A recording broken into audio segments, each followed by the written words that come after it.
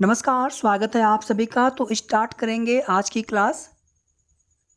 First question यहाँ पर है, इनमें से कौन सा पोषक तत्व अधिक ऊर्जा प्रदान करता है। सबसे पहले आप क्वेश्चन को ध्यान से पढ़ें। क्वेश्चन में ये नहीं पूछा गया है कि शरीर की अधिकांश ऊर्जा आवश्यकताओं की पूर्ति किससे होती है निम्न में से, बल्कि ये पूछा गया है कि कौन सा पोषक तत्व अधिक ऊर्जा प्रदान करता है। चार ऑप्शन यहाँ पर है, 1 ग्राम कार्बोहाइड्रेट, 1 ग्राम वसा, 1 gram protein, 1 gram vitamin A. तो 1 ग्राम कार्बोहाइड्रेट से 4.1 कैलोरी ऊर्जा प्राप्त होती है। 1 ग्राम वसा से 9.3 कैलोरी ऊर्जा प्राप्त होती है। 1 ग्राम प्रोटीन से 4.16 कैलोरी ऊर्जा प्राप्त होती है। तो अब यहाँ पे आपको समझ में आ गया होगा, विटामिन से कोई ऊर्जा प्राप्त नहीं होती है, बहुत माइनर, बहुत नाम मात्र का। तो यहाँ पर आपको समझ में आ रहा होगा कि सबसे ज़्यादा पर ग्राम के हिसाब से वसा से सर्वाधिक ऊर्जा प्राप्त होती है, 9.3 कैलोरी। तो यहाँ पर आप देखते ही आंसर कर सकते हैं कि 1 ग्राम वसा यहाँ पे राइट आंसर हो जाएगा। लेकिन क्वेश्चन अगर ऐसे पूछा गया होता कि शरीर की ऊर्जा आवश्यकताओं की पूर्ति निम्न में से किसके द्वारा सर्वाधिक होती है, तो वहाँ पर कार्बोहाइड्रेट राइट आंसर हो जाएगा।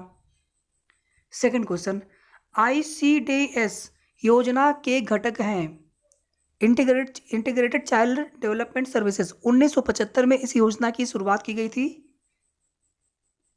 तो यहाँ पर राइट आंसर हो जाएगा ऊपर के सभी, उपर्युक्त सभी, पूरक पोषण, प्रतिरक्षीकरण, स्वास्थ्य जांच, ये सभी ICDS के अंतर्गत आते हैं। तो क्वेश्चन नंबर 2 का D is the correct answer. Video को आप सभी प्लीज लाइक कर दीजिएगा, शेयर भी आप लोग प्लीज कर दिया करें। साथ ही साथ अगर आपने अभी तक चैनल को सब्सक्राइब ना किया हो तो जरूर सब्सक्राइब कर लें। क्वेश्चन नंबर 3, ICMR 2010 के अनुसार 1 माइक्रोग्राम बीटा कैरोटीन रूपांतरण के बाद किसके बराबर होगा। चार ऑप्शन यहाँ पर है, 6 माइक्रोग्राम रेटिनॉल, ये माइक्रो का साइन है, और G फॉर ग्राम। बी है 8 माइक्रोग्राम रेटिनॉल, सी है 10 माइक्रोग्राम रेटिनॉल, और डी है 12 माइक्रोग्राम रेटिनॉल। यहाँ पे रेटिनॉल क्या है? रेटिनॉल बेसिकली विटामिन ए का केमिकल नाम रेटिनॉल होता है। बीटा कैरोटीन रूपांतरित होता है किसमें? विटामिन ए में, रेटिनॉल में रूपांतरित होता है। एक आप देखेंगे एक गोल्डन राइस आता है जिसमें आपने सुना होगा बीटा कैरोटीन पाया जाता है, विटामिन ए की पूर्ति होती है। तो इसका आंसर करें आप सभी। तो ICMR 2010 के अनुसार 1 माइक्रोग्राम यानी 1 माइक्रोग्राम बीटा कैरोटीन से के रूपांतरण के बाद 8 माइक्रोग्राम रेटिनॉल प्राप्त होता है या फिर उसके बराबर होगा। 1 microgram beta carotene is equal to 8 microgram retinol. Question number 4, कपोतवक्ष पिजन चेस्ट किस न्यूनता रोग का लक्षण है? चार ऑप्शन है, रिकेट्स, मलेरिया, रतौंधी या फिर एनीमिया। अगर आपको आंसर पता हो तो आप क्वेश्चन नंबर डाल करके आंसर करते चलें। तो यहां पर राइट आंसर हो जाएगा ऑप्शन ए, रिकेट्स, मतलब विटामिन डी की कमी यहां पर हो रही है। अगला क्वेश्चन देखिए, विटामिन सी का समृद्ध स्रोत है। विटामिन सी का केमिकल नाम एस्कॉर्बिक अम्ल या एस्कॉर्बिक एसिड। और विटामिन सी की कमी से कौन सी बीमारी होती है? स्कर्वी नामक बीमारी होती है। थोड़ी सी राइटिंग मेरी अच्छी नहीं है, प्लीज। एस्कॉर्बिक अम्ल स्कर्वी रोग होता है इसकी कमी से, और इसका केमिकल नाम है एस्कॉर्बिक अम्ल। तो यहां पर विटामिन सी का समृद्ध स्रोत पूछा गया है। चार ऑप्शन है, ताजा फल, अनाज, दाल, दूध। तो इन चारों में से राइट आंसर हो जाएगा ताजा फल। दूध में विटामिन सी नहीं पाया जाता है, विटामिन सी को छोड़ करके सभी विटामिन कुछ न कुछ अल्प मात्रा में पाए जाते हैं, सब मिला करके दूध में विटामिन सी नहीं पाया जाता है। ताजे फल में अनाज, दाल, ताजे फल इनमें से सबसे अधिक विटामिन सी ताजे फल में पाए जाएंगे। क्वेश्चन नंबर 6, ICMR 2010 के अनुसार नवजात शिशुओं 0 से 6 महीने के लिए प्रतिदिन आवश्यक किलो कैलोरी प्रति किलोग्राम शरीर भार की मात्रा है। मतलब 1 किलोग्राम शरीर के हिसाब से कितने किलो कैलोरी ऊर्जा की आवश्यकता होगी। 4 ऑप्शन यहाँ पर है, 92, 100, 108 और 120। तो यहाँ पर राइट आंसर हो जाएगा 92। ये हो जाएगा यहाँ पर बिल्कुल राइट आंसर।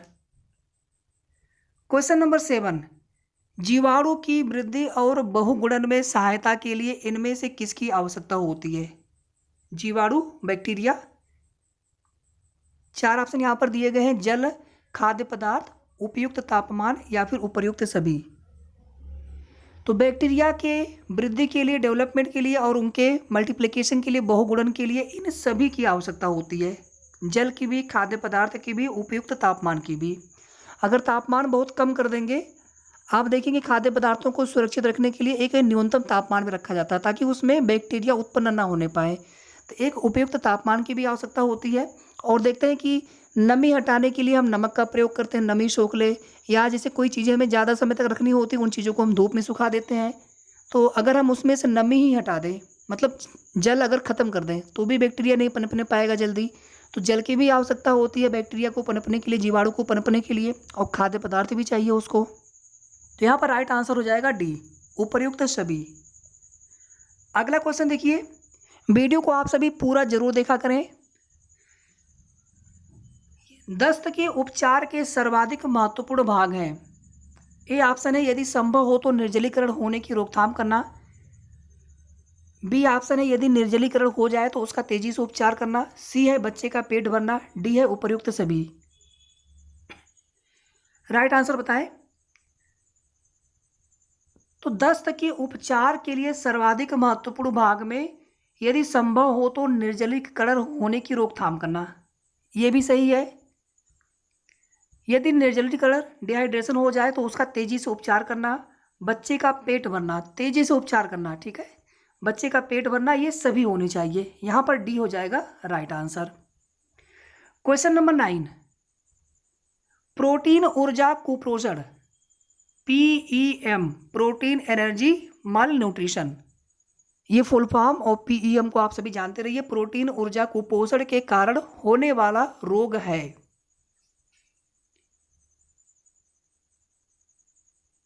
क्षय रोग, ट्यूबरकुलोसिस, क्वाशरकोर, बुखार या फिर मलेरिया। तो यहां पर राइट आंसर हो जाएगा बी, क्वाशरकोर। अगला क्वेश्चन देखिए, ओरल रिहाइड्रेशन साल्ट्स, ORS, इसका फुल फॉर्म होता है ओरल रिहाइड्रेशन साल्ट्स, घोल चिकित्सा का उपयोग किसके उपचार में किया जाता है।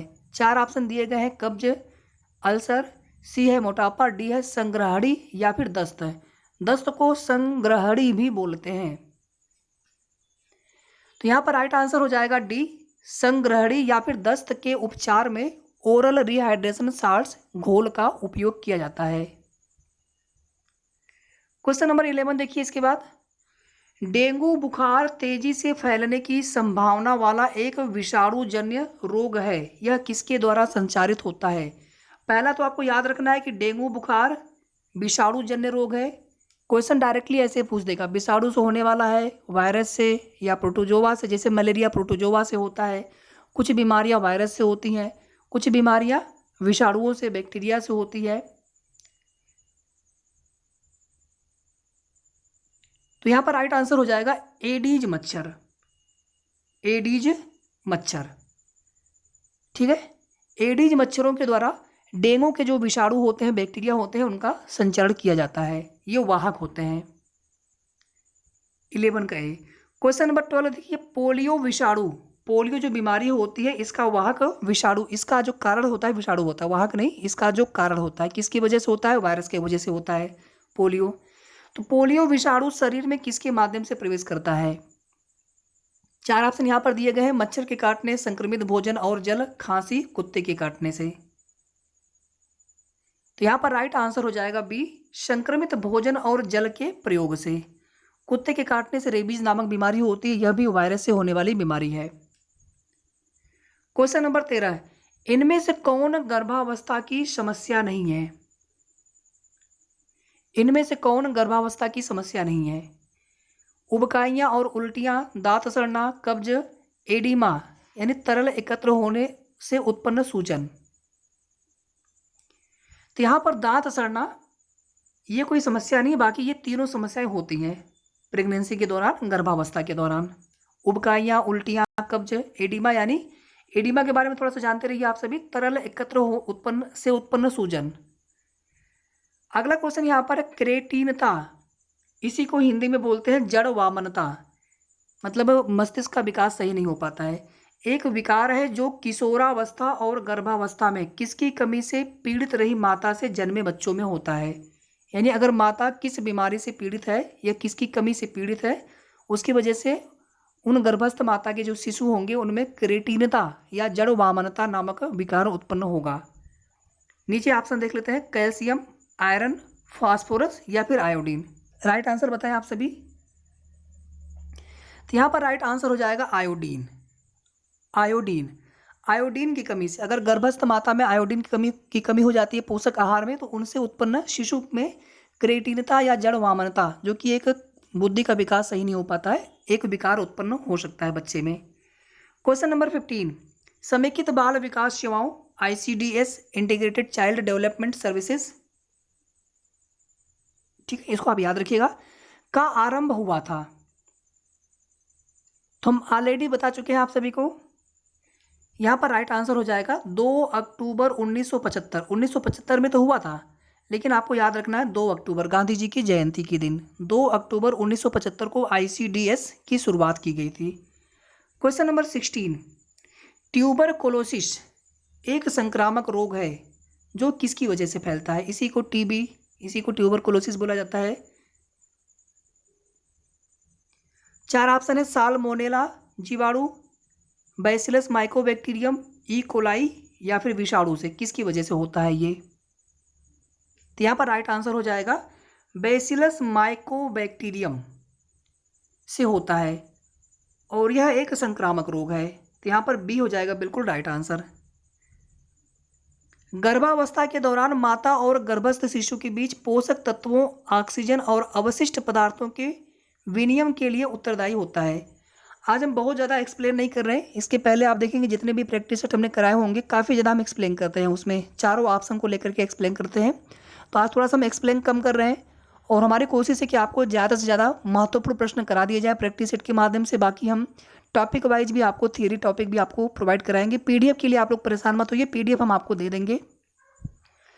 गर्भावस्था के दौरान माता और गर्भस्थ शिशु के बीच पोषक तत्वों, ऑक्सीजन और अवशिष्ट पदार्थों के विनिमय के लिए उत्तरदायी होता है। 4 ऑप्शन है, गर्भनाल, प्लेसेंटा, फैलोपियन नलिका, तंत्रिका नाल या फिर इनमें से कोई नहीं। तो यहाँ पर राइट आंसर हो जाएगा गर्भनाल, प्लेसेंटा, या इसी को अपरा भी कहा जाता है, अपरा। फैलोपियन ट्यूब में क्या होता है, जहाँ पर फर्टिलाइजेशन होता है, निषेचन होता है। वीडियो को आप सभी प्लीज लाइक शेयर जरूर कर दिया करिए। क्वेश्चन नंबर 18 देखिए, ICMR 2010 के अनुसार आप लोग क्वालिटी कम से कम 360 पे करके देखिएगा वीडियो को। हो सकता है थोड़ा सा आपको क्वेश्चन अगर क्लियर ना दिखे तो प्लीज़ आप क्वालिटी आप लोग कर लेते होंगे ना सेट, आप सभी को पता होगा। 360 पे करके 240 पर भी आपको क्लियर दिखेंगे या तो फिर आप 360 पे देखेंगे तो आपको बिल्कुल क्लियर दिखेगा। ICMR 2010 के अनुसार गर्भवती महिला के लिए आवश्यक अतिरिक्त कैलोरी और प्रोटीन की मात्राएं क्रमशः है।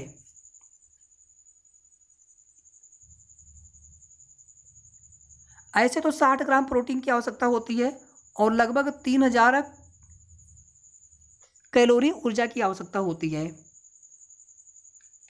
ठीक है। लेकिन यहाँ पर आपसे पूछा गया है अतिरिक्त, तो यहाँ पर 350 कैलोरी अतिरिक्त ऊर्जा की आवश्यकता होती है और 27.5 ग्राम प्रोटीन की अतिरिक्त आवश्यकता होती है गर्भवती महिलाओं के लिए, ICMR 2010 के अनुसार। अच्छा, ICMR का फुल फॉर्म आप सभी बताइए, अगर आपको पता हो तो कमेंट करके ICMR का फुल फॉर्म बताइए, ठीक है। तो 18 का D is the correct answer. Question number 19, हड्डियों में पाए जाने वाले मुख्य खनिज हैं कैल्शियम, फास्फेट और मैग्नीशियम। कैल्शियम, फास्फेट और magnesium, D is the correct answer. और आज के सेशन का ये लास्ट क्वेश्चन है, सामान्य रूप से पोषित बच्चे की छाती के दौरान उसके सिर से अधिक तेजी से बढ़ती है। 4 ऑप्शन है, जीवन के प्रथम वर्ष, जीवन के द्वितीय एवं तृतीय वर्ष, वयस्का अवस्था या फिर इनमें से कोई नहीं। सेशन कैसा लगा आप सभी जरूर बताएं कमेंट करके। वीडियो कैसा लगा, किसी भी क्वेश्चन में आपको डाउट हो या कुछ भी आपको पूछना हो आप कमेंट करके पूछ सकते हैं। पीडीएफ हम आपको प्रोवाइड कराएंगे टेलीग्राम पे। पीडीएफ के लिए आप लोग बिल्कुल परेशान मत होइएगा। और जो पीडीएफ हमने पहले के प्रोवाइड करा रखे हैं मुख्य सेविका के लिए, आप वो पीडीएफ जरूर देख लीजिएगा। टेलीग्राम चैनल का लिंक आपको इसी वीडियो के डिस्क्रिप्शन बॉक्स में या फिर आप यूनिक स्टडी पॉइंट अगर आप सर्च करेंगे तो भी आपको मिल जाएगा। तो यहाँ पर राइट आंसर हो जाएगा जीवन के द्वितीय एवं तृतीय वर्ष में सामान्य रूप से पोषित बच्चे की छाती जीवन के द्वितीय एवं तृतीय वर्ष के दौरान उसके सिर से अधिक तेजी से बढ़ती है जीवन के दूसरे और तीसरे वर्ष के दौरान। ठीक है, तो सेशन यहीं पर समाप्त होता है। हम लोग मिलेंगे इसके बाद नेक्स्ट क्लास में। तब तक आप सभी अपना ध्यान रखें। धन्यवाद।